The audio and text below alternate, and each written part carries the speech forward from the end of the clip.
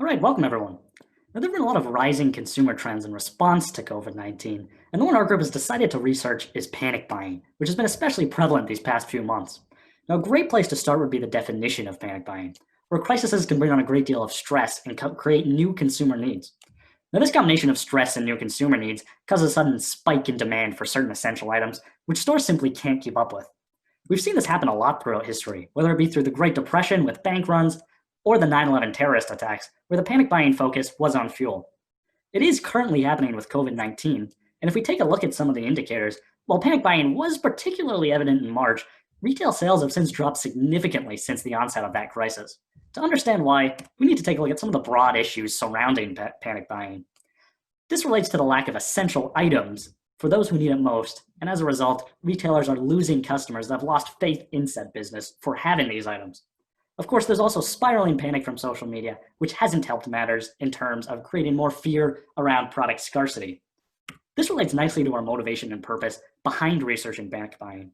By understanding the reasoning behind panic buying and how it can change consumer habits, we can help businesses more effectively understand consumer needs, plan for possible stock increases, and better understand long-term and short-term consumer habits, which is where our secondary research comes in. So moving on to secondary research, basically the methodology that we followed is finding the cause and the motivation behind panic buying, followed by what panic buying actually is and what's being purchased, and finally the outcomes of panic buying and whether they're short-term or long-term. In our research, we identified four major factors that can influence or motivate panic buying.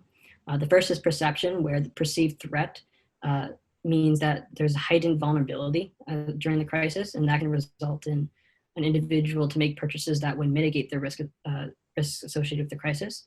With perceived scarcity, one is inclined to make purchases because they expect or perceive a shortage to occur in a particular product. And so they'll make that purchase because they see it as a loss of behavioral freedom and they want to protect that freedom, or because they think they'll regret not purchasing it now because they won't be able to purchase it in the future. With fear of the unknown, panic buying is more sparked by a lack of knowledge or understanding of the crisis. So they feel a great deal of uncertainty, which creates fear for the crisis. And they tend to lean towards the fear of the worst possible outcome, which creates a high level of stress among individuals. And so they'll make purchases that would alleviate that stress. With coping behaviors, we see a loss of freedom and control as a result of the crisis. And so they'll make purchases that would regain that sense of control. That can either be through purchases that would regain their sense of control within the domain that they lost control, or it can also be within another domain that they wish to increase in compensation for the loss of control they received in the domain that was impacted. Social psychological factors deal with a spread of panic through social networks, which creates panic buying. And that can be done through normative influence, where the aggregate of society influences purchasing behavior habits and panic buying. And observational learning, where they see a lot of people panic buying, and so they'll engage in panic buying themselves. Another important topic here is the self-fulfilling prophecy, which we can see in the Great Depression bank runs, where the people were thinking that the banks might become insolvent, and so they withdrew their deposits. And that ultimately resulted in the insolvency of some banks. Another area that we touched upon in our research is the connection between hope and consumer behaviors. We found that the hope for self is one of the major drivers in purchasing decisions, and that it can be heightened in emotional states, such as a panic buying event. So that can be important in understanding on why certain items are purchased. Another thing that we learned in this is that the hope for self is in a state of constant flux. And so in major events, it's more likely to be heavily influenced, such as a crisis. And so not only can one engage in purchasing decisions more likely that attends to their hope for self, but the hope for self can actually change during panic buying. So we also researched long-term and short-term consumer behavior outcomes, and what we found is that there are actually no long-term outcomes. And this goes back to our definition of panic buying and how it's a sudden spike of demand for a certain product. So this means that it's temporary, and because there are no habits forming, there's actually no long-term outcomes. There are short-term outcomes, and the three major ones that we found was that there's a difficulty for vulnerable groups to access these products, as well as companies being unable to support the sudden spike in demand. And finally, there's high levels of social distrust because people are purchasing these products because they don't trust the people around them and are buying these products because they think it won't be there the next time they're at the store. Looking back at our secondary research, we wanted to learn more about what are some of the drivers and who is more likely to engage in panic buying. So that's where we focused our primary research. We came up with the hypothesis that uncertainty brought on by the crisis prompts irrational panic buying behavior, which results in changed consumer habits. Moving into primary research, we gathered exploratory and descriptive data to discover the relationships between consumer panic buying, change consumer spending habits, and the global pandemic. Our research method was conducted with the use of a survey, and it was dispersed via Google Forms to a variety of people.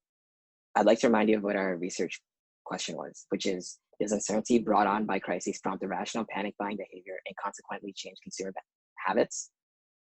To the right of the slide, we can see our survey demographics relative to that of the Canadian population.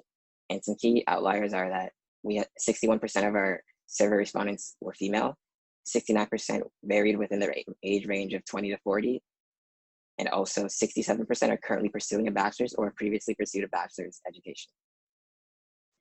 We decided to segment our test subjects into 3 groups in order to better analyze their demographics and their consumer behaviors. And those 3 groups are based on their political views, their gender, and their age. As for their political views, we realized that liberals indulged in more panic buying, that is first week purchases. And as time went on, the NDP people who mostly relate to the NDP followed suit, meaning that their purchases were increased relative to that of their pre-quarantine days. Moving into gender disparities, both male and females range between the range of 50% in increased spending during the first week of quarantine. However, as time went on, females were more likely at 65% to purchase more goods relative to that of pre-quarantine, compared to that of males at 42%. And as for age, we noticed that as your age increases, your social buying pressure increases, meaning that the older you get, the more likely you are to purchase goods because your peers around you are. Furthermore, we realized that as your age decreases, your tendencies to purchase goods that you will not use in the future also increases. To answer our hypothesis, we decided to split it up into 2 separate parts. The first part that we are tackling is the idea that uncertainty brought on by the crisis prompts irrational panic buying behavior, which is influenced by consumers' demographic attributes.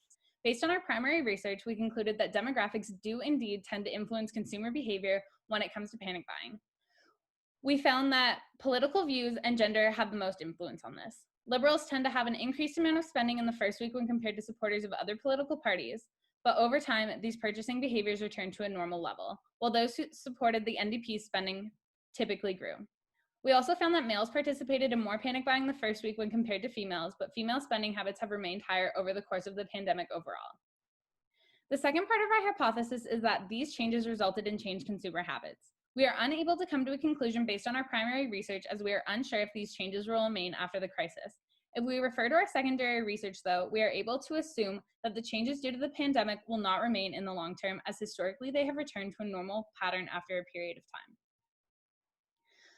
We have a few suggestions for marketers, brand owners, and other stakeholders. Marketers and brand owners in the short term should adapt to policies and procedures and react and adapt to changes in the market. And in the long term, they should monitor the market for when it starts to change and turn back to normal, and they must implement any new legislation that was created in response to the crisis. There is one large topic that may affect many stakeholders, and it is the fact that marketers and brand owners may be able to take advantage of the vulnerability of consumer spending habits during high-stress crises. Marketers and brand owners may appeal to the anxious and stressed emotions that were found in our respondents, and this may increase sales or reputations. Marketers are able to take advantage of sensory systems and to elicit certain emotions.